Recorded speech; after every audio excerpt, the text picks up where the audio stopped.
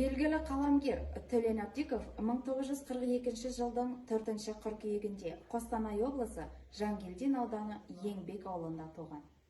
Қазақ мемлекеттік университетін бітірген. Қазақстан пионері, қазіргі Ұлан газетінің әдеби қызметкері бөлім меңгерушісі. Белгілі жазушы Төлен Әбдікұлының бұл кітабына кезінде әдеби қауым мен жұртшылық жоғары бағалаған «Он қол», «Әке», «Ақиқат» тағы басқа шығармаларының сыртында бұрын кітапқа енбеген «Қайырсыз жұма» әңгімесі мен «Біз үшеу едік» атты психологиялық драмасы еніп отыр.